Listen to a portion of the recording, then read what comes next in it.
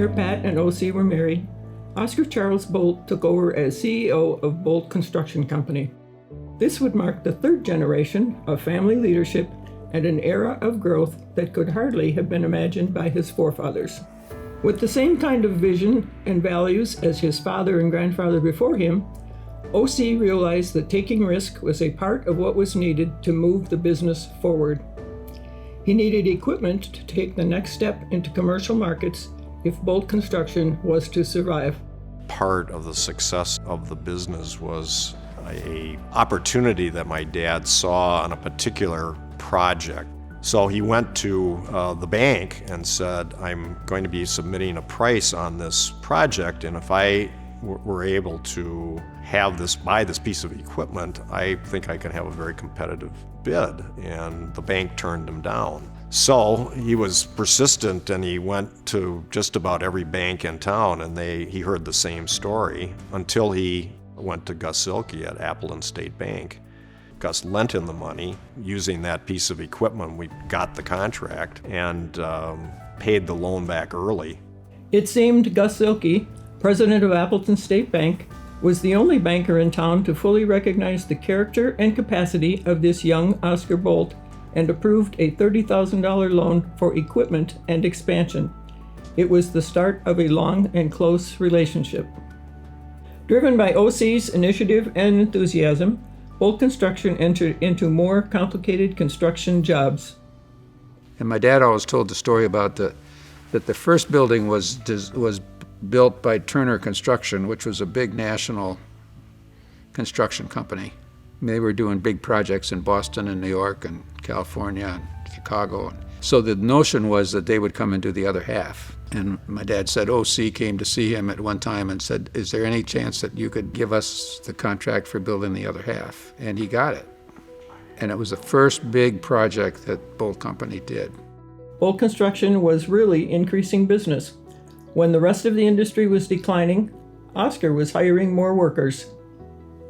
There's a story about a police officer seeing a light on at the office and said, what's going on here? And he thought somebody was maybe trying to break in, and Oscar said, I'm trying to break out.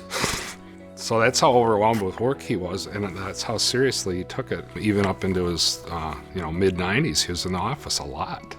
The real opportunity at the time was in the pulp and paper industry. Oscar's breakthrough job was installing a paper machine for Thilmany in the mid-1960s. It didn't take long before Boldt had built a reputation for being the #1 paper machine installer in the country. We had some early work at Thilmany, and we were just doing buildings, but he always had his eye on the machines. He thought those were the places that were pretty interesting. And again, through people, by hiring the right kinds of expertise, they were able to convince Thilmany that we could rebuild a paper machine. So we took a lot of the experience that we learned in the pulp and paper industry, the heavy industrial experience, and started to apply it in the power and energy business. And we did that with a number of sectors, like the food industry, the plastics industry, the automotive industry. In 1967, O.C. initiated profit sharing, a novel idea in its day. With his inherent commitment to making life better for others, Oscar had the natural foresight to think about the retirement of his employees. This whole concept, he wanted to be a good employer, he wanted to provide for families. He saw that certainly with his dad. Early on, he had a good living for the people that work for him. That was a key part of his business philosophy. But probably one of my favorite parts of my job was administering the retirement plan and seeing firsthand how that affected the lives of the employees. He wanted to make sure people had a voice. He always wanted to make sure that his leaders treated people with respect, that they communicated well, and that was very important to him. By the end of the 1960s, Boldt was achieving $22 million in sales and ranking among the largest construction companies in the nation. It was in 1970, while Oscar was preparing to bid on a large project for Kimberly-Clark, that his father passed away. The deadline for submitting bids on the KC Research Center was the day after his dad's funeral, but it was a deadline Oscar met. and Boldt Construction won the contract. That Kimberly-Clark project was a milestone, and Oscar's dad would have been proud. It proved to be a springboard for building larger and more diverse facilities in new markets. As a result, Boldt expanded their reach into the healthcare sector. Once again, Oscar proved himself to be a pragmatic risk-taker. Boldt entered into yet another field in which they were a novice, but through experience and strong values emerged as an industry leader. O.C. Boldt opened his very first branch office in Wausau in 1971. In the mid-70s, Oscar asked his two sons to join the company. Chuck worked as a project manager, and Tom worked in marketing.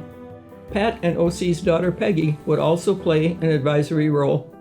In 1977, Oscar had the unique opportunity to set up a satellite office in Saudi Arabia.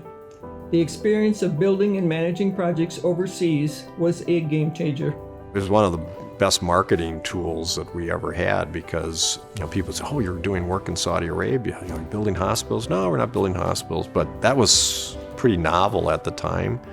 Early on in my dad's career, they got a contract at Ripon College, and he said he had a really tough time getting anybody to go and work on that job because it was so far away. Not long after, Methodist University Hospital in Memphis, Tennessee, invited Oscar to bid on a large expansion project. He went down to Memphis. Memphis needed some hospitals rebuilt. Here was O.C. Boldt from Wisconsin. And I guess as they were gathered to the point where they were thinking of hiring him, the chairman of them said, well, Mr. Boldt, what would be the most difficult part of this job? It's a way down from Wisconsin. And O.C. said, well, the most difficult part would be getting the contract. Think about that. It was precisely that confidence, together with Boldt's values, that realized incredible expansion throughout the 80s and 90s. Sales continued to grow, from $15 million to $300 million in just a 15-year period. From a very small local company to now $1 billion national platform came in many stages, a number of them before my time. But I think the common thread that goes through all of that is being able to look out and see where are the opportunities, or where could the opportunities be. In April of 1995, the nation was rocked by the domestic terrorist attack in Oklahoma City. The Oklahoma team immediately shut down local projects, knowing Oscar would support the decision. This allowed hundreds of workers and equipment to be relocated to the bomb site to help stabilize the building and ensure it didn't collapse on rescue teams. Boldt stayed on site until the end at a cost to the company of $300,000. Oscar Boldt never sent a bill to anyone. I think what happened in Oklahoma City is a good example of, hey, let's stop what we're doing right now. Let's see how we can jump in and help. And we remobilized a lot of our equipment from the university there in Oklahoma to the bombing site to help with the, work to try to save lives. And it was a very meaningful thing that we would never think twice about, just did it. Throughout the 90s, Boldt grew in sectors of power and energy, healthcare, education, and industrial manufacturing, and established new industry standards that improved workflow, efficiencies, safety, and quality to the benefit of clients, employees, contractors, communities, and the environment. In 1998, Tom became CEO and the fourth generation of Boldts to lead the company. Bob DeCook joined as COO, and Oscar became chairman of the board.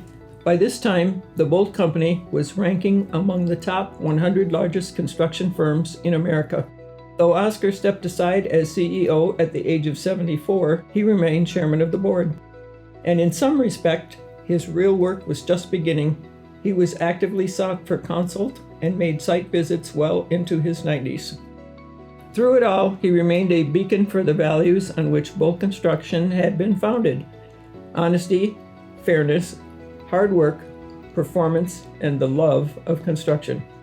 The honesty and fairness starts to get you thinking about other things like respect and integrity and treatment of people and transparency, and all of those values are so important to him. And that's how he ran the company. He always said, people first have to live the values, and he'd always say, if you get the values right, everything else will follow. From the Sutter Health Cathedral Hill Hospital in San Francisco, Boldt's first $1 billion project, to all the Appleton area relationships Oscar maintained throughout his career, the YMCA, Bergstrom Automotive, Lawrence University, Thrivent, Kimberly-Clark, St. Elizabeth Hospital, the list goes on and on. Perhaps above all else, Oscar's greatest passion project was building the Fox Cities Performing Arts Center, which he began working on at the ripe young age of 76.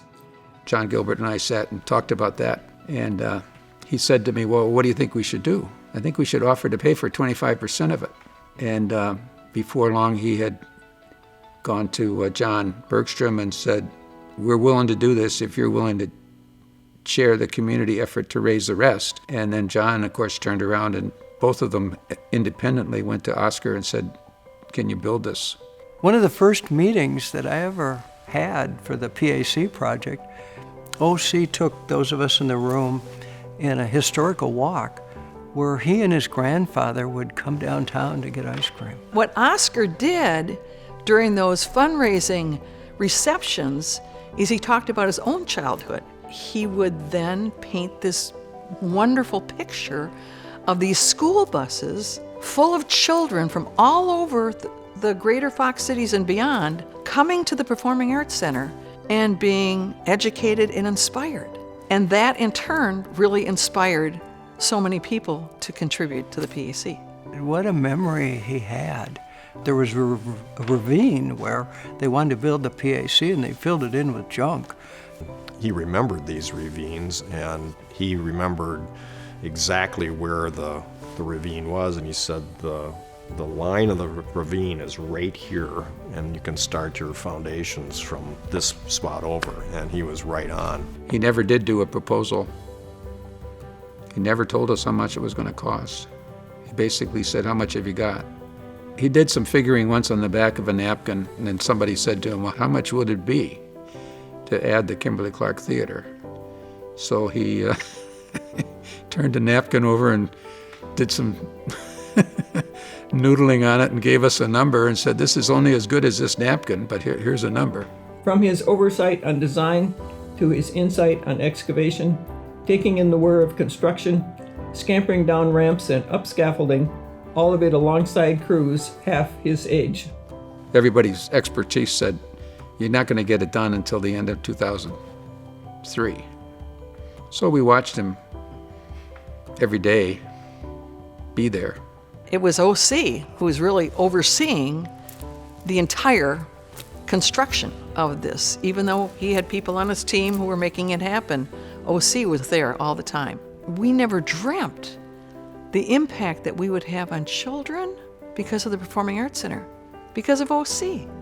The Fox Cities Performing Arts Center stands as a pinnacle of all that Oscar Boldt, the builder, believed in: community, education, the arts, and excellence. This art of labor stands as a testament to the human spirit, a building far greater than the sum of its parts, greater than its design and engineering, or the careful assembly of its steel, concrete, wood, and masonry. It's a building where dreams come true, seeing as it is, after all, the house that Oscar built.